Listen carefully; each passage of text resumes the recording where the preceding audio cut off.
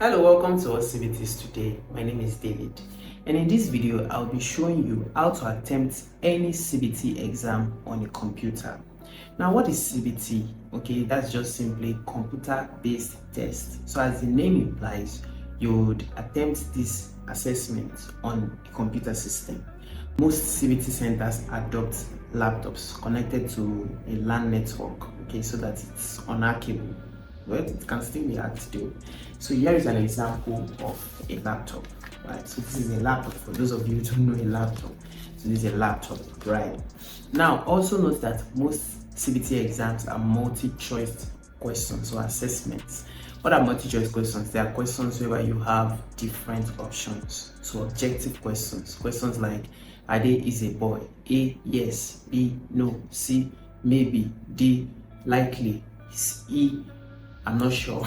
Those kind of questions.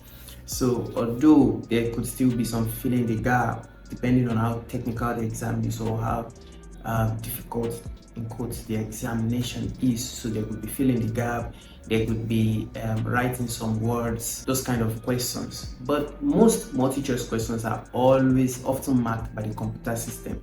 So the questions are designed in a way that whatever idea or thoughts you are going to put in that blank space for those questions that would have one or two fill in the gaps, the computer would be able to process your thoughts, or your thoughts are within a specific range. So if you say something that it's different from what you've been taught, or it's completely not found in your module or your textbook, the computer will not accept it and you would likely get that point wrong.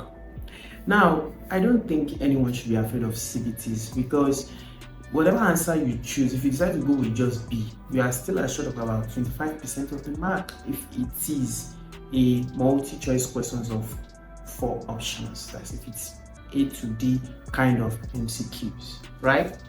Good. So now I'm going to be using a simulator app to show you how to attempt a CBT test on your computer system. Like I said earlier, the one you will be attempting in your next test or assessment might be different from this, but the mechanics are all the same.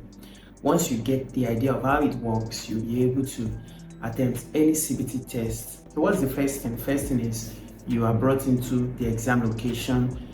You will be verified. You pass through a kind of verification. Some may require a thumbprint, some may require a face ID.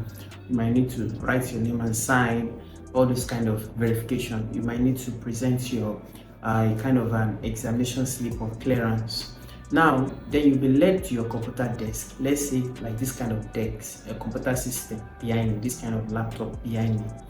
Okay, and then you would be given a slip, either the examination slip you printed out during the time of your examination, but most centers will give you a slip at the point of exam, okay, after your verification is done.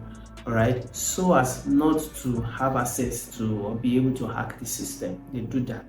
So they'll give you a slip at that point, so some minutes before you are led to your chair, or some might give you the slip whilst you are on your seat, okay, which will contain your ID and your password. So you take the ID and password, you would already see the computer system are already connected to the internet and they are turned on, and you will see the page, the login page, just while you are seated on your desk. You cannot click any other thing. It's been programmed that way. Note that these systems are organization systems, so they've been programmed. So once you sit at it, there are little functionalities or little things you can do on that computer system without flagging an administrator. So you can use on-screen keyboard, you can use calculator, just a few things. You will not be able to go use browser or something else without an administrator knowing that something is going on. Okay, are you still there? So I have downloaded a simulator app. Let's use that app now to get a broader understanding of my explanation. All right, so here is this app I downloaded on the internet. It's a pro version app, but we have some free resource. Now it's designed by JAMB. Full credits to them. Right, so let's say I want to attempt a CBT exam. Now, based on what I've explained before, you go to your let's say this is like your dashboard. You will see something like this, like user, okay, and then you see password. It's not in this one because this is not a live examination app. But you would often see, you won't see all this there. You will just see user. Okay, just follow my cursor. You see user, you see a box to enter your examination number or whatever number it's on the exam slip, like I explained previously, and then you see password under that user, just like you have this user, and then you put your name. I put test, so I'll put my examination number DDBY blah blah blah blah blah. You will be given, and it will be on your printout. Then you would also see another box here, which will be like password, something like that, all right, or pin. So you have a box here which you would also click pin. All right, then the next thing you will see here is you see an instruction here that will tell you that, okay, this exam is for, okay, we have something like that here, duration 2 hours. Okay, this one I can program this one, but that one you won't be able to program it, so it will be there an hour, maybe 45 minutes, maybe 40 minutes. You will see the time there. All right, the instruction will be there. This exam is for 1 hour, something very legible, as in you'll be able to see it, right? And then you click prompt, start. Once you click start, there will be like a pop-up, a notification that will tell you that once you start this exam, you cannot pause it until your timer runs out. Are you ready to start? Then you would click on proceed. So in this case, okay, you see something like this will pop up, but instead of what you have here telling you that this is a limited version, what you have here is, okay, are you ready to start your test? Once you start this time test, you will not be able to stop until you are done with your exam. Ensure you are done and click submit, something like that. Then you click start. Right, you can see no, you can see start, but most will not have a no. It starts, so you click on start. So once I click on start now, exactly this is what you're going to see, right? So you're going to see now in this case I have English here. If it's those that are taking exams like JAMB or several subjects and they have to take them in one day, you would see them side by side. You could see maths here, then you could see the economics here, or what have you. Some exam bodies would require you to write one subject per time, which is very good, okay, to reduce fatigue. All right, so they may say write one subject at a time. So but in this case, now let's say it's one subject per time, meaning I have to attempt these 60 questions. My time will be somewhere, okay, look at my timer here. You see the time is already running. It's always bigger than this or more visible than this. All right, so the time is running, so you have to attempt all these questions before your time runs out. Good. So I begin. I click on B now. I go to the next page. All right, so once I do that, the previous answer I've clicked is saved. I don't need to look for the save button. No, once I click on the answer and I go to next or I go to previous, that option becomes saved. So I click on this one, I click A as my answer, I go to next. Now another very important feature that CBT exams software have, okay, this doesn't have it, but they always have flag under each question. They have flag somewhere around here or just somewhere on the question you have flag. So what does flag mean? Flag means that what is that flag feature for? Maybe the question is not correct. For example, the question is not correct, or you don't think the question is correct because that's your own thought. It could be correct and you don't know, so then you can flag the question. But then you must still pick an answer. Or if the question it just happens that you are trying to click for this particular question and nothing is clicking, you can flag. So that flag is always on every question. So when you flag that question, it reports back to the database so that the ICT team can look at that particular question and see if there is any fix that needs to be done about it, okay, and award mark or leave it or ignore. So that's why you need to choose an option, because if they ignored, that means you've lost a point if you didn't take any option. If you didn't take any option, it will still go to the next page. Like in this case now, I go to next, I didn't take any option. You see, it still goes to the next page, but that's a loss for me. So something you can do is, if you don't know what the answer is, instead of wasting time on the question, just skip and go to the next. Do you understand? Same with this. I don't know what the answer is. I skip and go to the next. So that's how I do. But I must make sure that before I click on submit and before my timer runs off, I have completely clicked on all, I've completely attempted all the options. So once I've completely attempted everything, I can click on submit. Okay, in this case I've not completed, but it will also ask you, do you really want to submit? You are ending your test, and I'll click on yes, proceed. Okay, submit. So it will, some CBT exams will show you your scores immediately. Okay, that exam body will let you know. The exam body will let you know that, okay, once you click on submit, you see. But many will not. Some you get your result 24 hours later, some 72 hours later, some you'll get your results days or weeks later.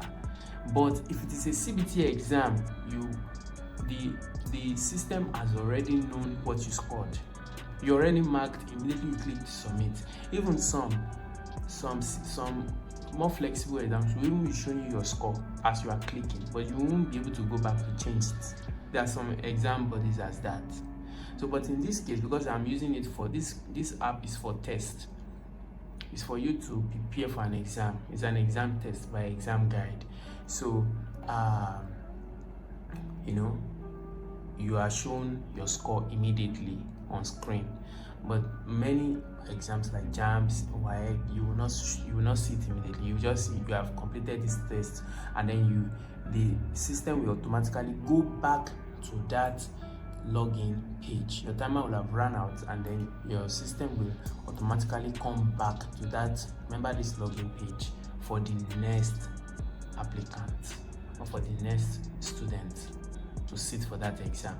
So that same computer can be used to access up to 10, 20, 30 people. As long as the time keeps running out, another person can come and attempt their test. Now, another thing that is worth noting is that when you finish attempting all your questions, if you still have time, you should click submit. Don't wait for the time to run out and stand up and walk away. No, click submit so that you submit your exam before you leave the hall. Don't leave your hall without submitting your exam. Alright, so I hope you enjoyed that short simulator on how to attempt any CBT exam. Now I have about a few tips for you to passing any CBT exam. I think CBT exam is simpler, or not simpler, maybe easier to attempt than pen on paper. Although some persons like or prefer pen on paper because it's a real woman that will be marking your pen on paper.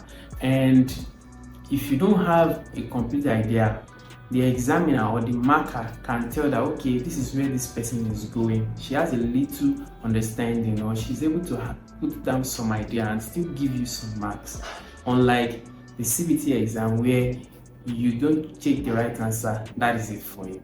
So some persons prefer pen on paper. Why I prefer CBT? Because without CBT, in fact, sometimes as you see some other questions in the objectives, as you go down or up your list of questions, sometimes you will see some questions that will give you idea to these particular questions you are trying to attempt. And another reason why I like the CBT kind of assessment is that you can use the elimination method to try to pin down an answer. What is the elimination method? If you have an option, you have 4 options. You can remove like the first or the most 2 illogical options, leaving you with the one that sounds logical and the correct answer, so that you can now do your 50-50 on these are for questions that you don't know or you don't have an idea or good understanding of the answer. So I still prefer. I don't think anybody should fail a CBT exam, but I see a lot of students have hard time in passing a CBT exam, and I credit it to fear, credit it to worry, because once you begin to fear, your brain freezes and shuts down. So I credit it to fear, I credit it to lack of preparation. Most CBT questions, you will just need to study a lot of past questions to pass them. Most CBT questions. Once you are able to study past questions aggressively, let's say like the past 10 years or 15 years, you will do well, because many of these exam bodies will not set fresh questions, and even if they set fresh questions, many of the questions are like rebranded older questions. And like I said, many of these exam bodies will not have the time to set fresh questions. So what they often do is that 70% of your questions are from the past 10 years, previous questions. It's true. You can ask anybody that works in the ICT section or department. If you're close to them, they'll tell you. So if you're able to study a lot of those past questions, a lot of those previous questions, you should be able to hack. You should be able to hack. When I mean hack, I don't mean in a bad way, but you should be able to safely pass your CBT exam. Now I'll be making another video later on the JAMB WAEC specific kind of interface for the examination. So make sure you come back to watch that one as we prepare for the oncoming exam. This video I made covers every kind of CBT exam. So I wish you all the best, and I will see you in another video. Hi, I'm sure you enjoyed the video you just watched. To see more content as that, preparing you for your upcoming exam, make sure to smash the subscribe button and turn on notification. Also, remember that you can use the comment section to send us your questions or your inquiries, and we are happy to take them. I'll see you in the next video. Bye.